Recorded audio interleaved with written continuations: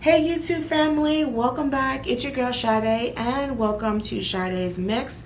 If you're new here, hi, welcome, and if you're returning, thank you so much. Today we are going to discuss one of America's most prolific serial killers, Charles Cullen. I think what makes this story so fascinating and so terrifying is the simple fact that he was a nurse, and nurses are typically there to protect, to make sure that you get better. But Charles decided that he was going to use his power and kill dozens upon dozens of people throughout various hospitals and even nursing homes. But before I get into today's story, if you guys are interested in true crime and my life here in South Florida, please don't forget to hit that subscribe button and ring that bell. I am here for you guys on Sunday. So unfortunately, I didn't upload a video last Sunday because I had a death in the family. And I just didn't think it was an appropriate time to record a video. But I am here for you guys, so let's jump right into today's story about Charles. So Charles Edmund Cullen was born on February 22nd of 1980 in West Orange, New Jersey, and he was the youngest of 8 kids. It was said that his father was a bus driver and his mother was a stay-at-home mom. But at the very young age of 7 months, Charles would actually lose his father. I wasn't too sure and really didn't understand how or what his father died from, but nonetheless, his mother would have to pick up the mantle and provide for her 8 kids. So I watched a lot of interviews about Charles, and he would always describe his childhood as being very chaotic and miserable. He would go on to say that a lot of his siblings had substance abuse issues, and his sisters were in and out of the house. They typically came back home whenever they ended up pregnant, and they would bring their boyfriends along as well. And some of these boyfriends were rather abusive to Charles. He was upset with his living condition, and he was also upset with the fact that his sister's boyfriends were beating on him. He decided that he was going to take matters into his own hands, and one particular boyfriend, he decided that he was going to add lighter fluid to his cocktail. Lucky for that boyfriend, he did not get sick, but it just shows his mindset at such a very young age. It was also said, and I know that I'm jumping ahead, sorry, but it was also said that in high school he attended like a very popular party, and his plan was to basically wipe out all the popular kids because he was constantly teased and ridiculed by them. So he proceeded to add rat poison into the punch, and he just sat down and waited. Luckily for those high schoolers, they all survived and were not impacted by what Charles did, but as you can see, he had a very sadistic mind at just what, 16, 17 years old? Many would describe Charles as being a very intelligent young man, but who was never really happy and as stated was constantly picked on. He was so miserable that at the age of 9, he attempted his first suicide attempt. Yes, you heard me correct. At the age of 9, Charles went to one of his chemistry sets. He mixed all the chemicals together. When I read this, I couldn't believe that at 9 he was able to fully understand the acts of suicide. And even at that age, you're just a baby. You have so much to live for, but he was just so miserable that he wanted out. Things would just continue to spiral out of control for Charles. And on December 6th of 1977, Charles would actually lose his mother to a fatal car accident.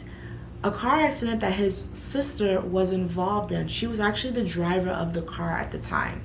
This would send young Charles into a deep depression, and he became very upset. He believed that it was the hospital's fault for not trying to save his mother's life, and he became even more enraged when they refused to release her body. Now, he was a very religious young man, and he wanted to properly bury his mother, but instead, the hospital would proceed to cremate her.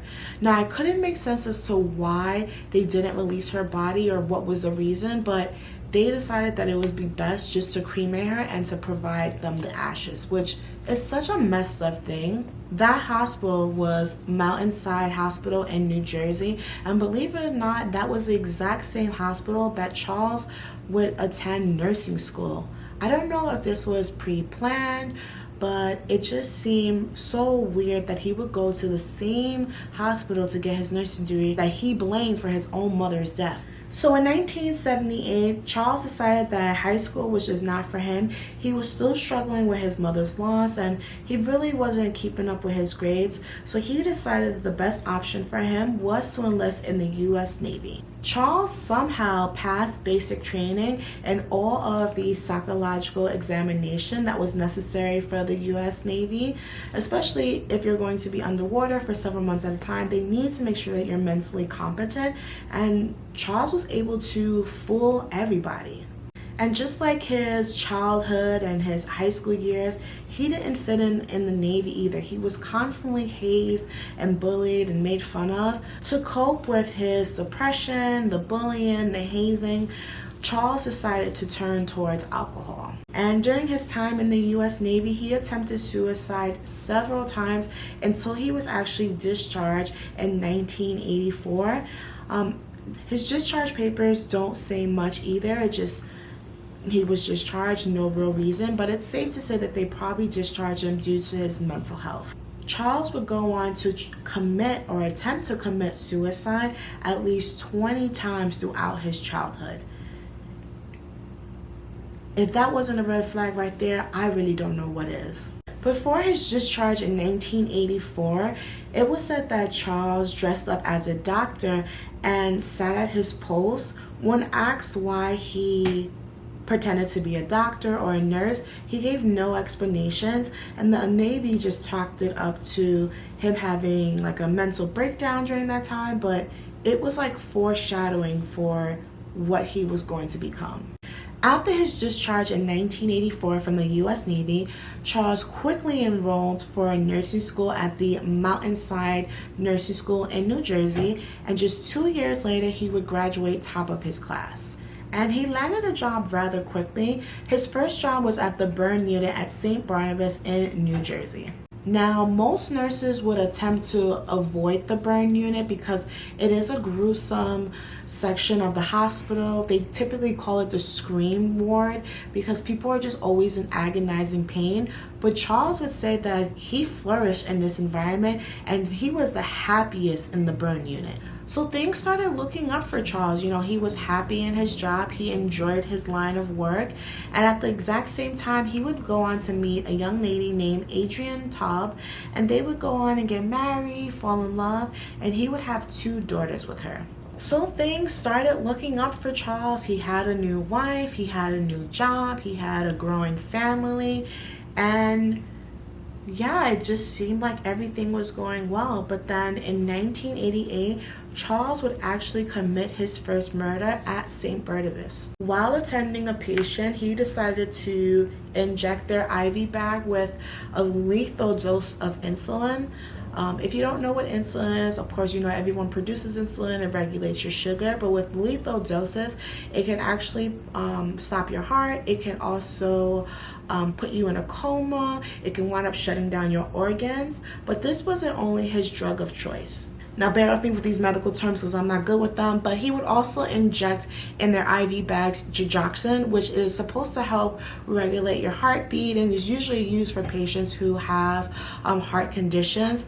But in lethal dosage, it can cause paralysis, cardiac arrest, vomiting, and fatigue. So a lot of these patients suffered from him tampering with medicine. Charles would inject multiple patients over a 16-year period, hopping around from hospital to hospital and even working at nursing homes. Many hospitals did start their own internal investigation on the numerous deaths that were happening. But get this, no one reported his actions because most hospitals did not want the legal ramifications that came with a nurse killing a patient, nor could they afford to fire him because at this time there was a nationwide shortage for doctors and nurses, and they just needed to have people around just to keep the hospitals going. Plus, when he wasn't killing patients, he was actually referred to as being like a very reliable co-worker. He would pick up shifts. He was very supportive. Seemed to be very caring to his staff, but as we all know, that was just a front to continue his murderous rampage. And most hospitals did nothing. They just basically pushed them onto a next hospital. Charles never received any negative references, but instead they would give him the ultimatum of either quitting the hospital or quitting with recommendations. So they always allowed him to be able to move on, and nobody was checking the record, which is so frustrating. And this is the main reason why a lot of people till this day have no faith in the healthcare system or have no faith in doctors, because there was a time where doctors really didn't give a crap about us, and they were just prescribing pills and drugs and things just because they could, and they were not in the interest of the patient but the interest of their own pockets. And it's still like that today, but Jesus, you would think that you would want to protect your patients. So during this time, while he's committing these murders, his relationship at home with his wife started fizzing out. And in 1993, Adrienne decides to file for divorce. And she had a laundry list of reasons why she wanted to file for a divorce. One of the main reasons was that Charles was an alcoholic, and he was drinking all day, all night in their basement. He was being neglectful to the children, and it was even said that he would give the children sleep aids so that he would be able to leave them in the house by themselves while he went out drinking. She also said that he would abuse the family pets by placing them in garbage cans, garbage bags, and leaving them there for hours upon hours. She even saw that whenever family and friends or neighborhood friends would come over, he would try to poison them by putting lighter fluid in their drinks. And there was one time where the neighborhood dog went missing. Now, this neighborhood dog would actually walk itself. We all seen one of those dogs. But one day he didn't come home. And when the owners found his body just a couple of days later, they took it to their vet who ran a toxicology report on it. And it came back that the dog was poisoned. And Adrienne just knew in the bottom of her heart that Charles was the reason why that dog was poisoned, because he hated to see that dog just roaming through the streets.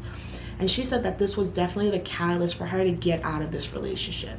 Charles continued to work as a nurse for the next 16 years, not experiencing any backlash for killing dozens upon dozens of people until 2003. On June 18th of 2003, Charles attempted to murder another patient at the Somerset Hospital in New Jersey. Luckily for this patient, he survived and recovered, only to die 6 months later from natural causes. Soon after, because this patient did file a complaint against Charles, the hospital started noticing Charles just acting very funny. He was entering patients' room, accessing records to patients that were not assigned to him, and requesting medication that was either not on the patient's chart or not necessary for the patient in any way. The executive director of New Jersey Poison Information and Education System warned the hospital. They told them, you guys have to do something. This guy is just a walking death. And the hospital did nothing until 6 months later. October 31st of 2003, the hospital would go on to fire and report it to the local authorities. But they waited 6 months, and in that 6 months, Charles was able to kill 6 other patients. Police at this point were already investigating Charles, but because of the hospitals not wanting to provide any information or details about the various deaths that were occurring, they had to go through a different route to figure out what was really happening and how long this was happening. They didn't have much evidence on Charles, and because he moved around so much, it was hard to pinpoint if these were accidents or just negligence. They really had nothing. But the police was very persistent, and they talked to numerous people. Some provided some detail. The police finally found their smoking gun, and it was another co-worker from the Somerset Jersey Hospital, and her name was Amy Loughran. Now, at first, Amy was in disbelief. Charles was her friend, and she could not believe that he was responsible for killing anybody. She said that he was a great worker, he picked up shift, he was helpful. But once the police started showing her evidence, she couldn't believe what she was seeing. Amy even helped the police get files from the various hospitals and even agreed to wear a wire. She even talked to him in the interrogation room once he was apprehended. So finally, the big day came. December 13th of 2003, Charles was finally apprehended and arrested for the murder of one of the patients in the Somersault Hospital. Charles would later on to confess to 13, then plus 3. Like, he just kept confessing and confessing and confessing. And in 2004, he took a plea deal so that he would avoid the death penalty. And at his sentencing on March 2nd of 2006, Cullen was, erratic. He was yelling at the judge, "Your Honor, you need to step down," like just over and over, like, "Your Honor, you need to step down. Your Honor, you need to step down." It was so distracting that the judge ordered that he would be gagged and duct taped, and he was convicted of killing at least 40 people, but due to the lack of cooperation from all of the hospitals, who knows how many people he killed, but it's said that it's well into the hundreds. But there is some hope in this story because of what Charles did and because of how long he did. A lot of laws were implemented in 2004 and in 2005. More importantly, nurses now need to go through background checks. They do need to go through psychiatric evaluations, and it needs to be reported whenever there is improper care. So there is some light at the end of the tunnel because of his actions, but there is so many people who are left in the dark of wondering if this man killed my loved one. But that is all that I have for you guys today. What do you guys think? I mean, I know me personally, I think this guy is disgusting, and it is just sad to see how he has manipulated the system, but I'm glad that the system learned from it and didn't just ignore what was happening. I would love to hear your guys' thoughts down below. What can we say about him besides he's a disgusting human being who should have gotten the death penalty and shouldn't have taken the plea deal? Yeah, I'm all for the death penalty, guys, especially in cases like this. But I would like to hear your thoughts down below. Who would you guys like me to talk about next time? Oh, actually, next week I'm going to do a Q&A with you guys. I have a couple of questions that a few people have dropped on my Instagram, which I'll drop in the description box down below. But enough of my rambling. I hope you guys have a wonderful Sunday. Be safe out there. And yeah, do a background check on your doctors because you don't want to end up like his numerous patients, which is terrible. Okay, guys, I love you guys so much. You guys be safe. Bye.